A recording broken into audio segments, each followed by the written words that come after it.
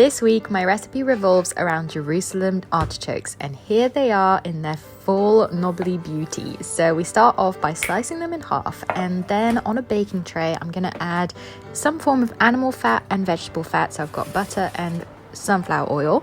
Put them in a hot oven so that the oil warms up, and then lay out the Jerusalem artichoke, coating them in the fats.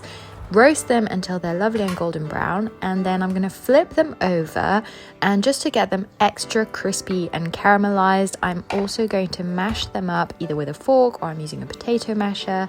Put that back in the oven just for 5 minutes or 10 minutes depending on how hot your oven is, just to get them nice and crispy all over.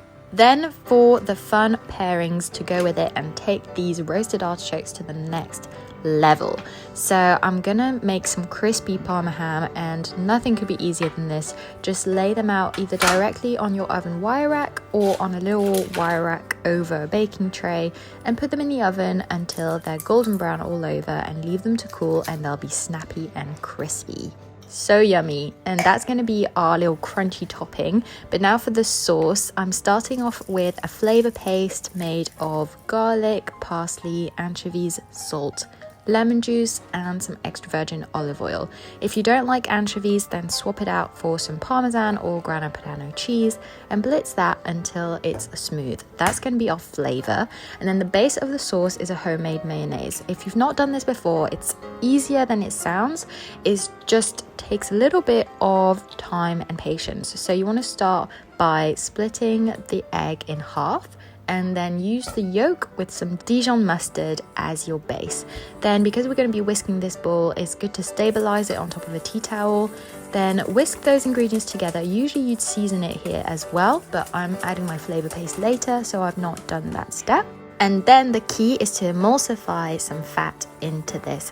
So you want to slowly whisk in a little drizzle of vegetable oil. And it's good to use a very bland flavored oil like vegetable oil, because otherwise it can become overpowering because you're adding quite a lot. And slowly whisk that in. Take breaks from time to time just to make sure it's all emulsifying nicely, it's not splitting in two, and go really slowly, and it should eventually thicken like this. So take it slow and don't lose faith, but it's really simple. And then you could have it as is, but we're flavoring it, adding the paste and whisking that in.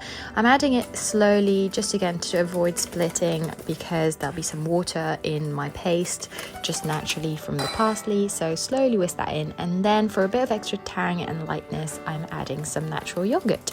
And that's the sauce done. Beautiful. And that is going to pair really nicely with our Jerusalem artichokes. So I'm serving this just as a side, so simply layering the crispy artichokes on top of the sauce and then finishing it with the Parma ham.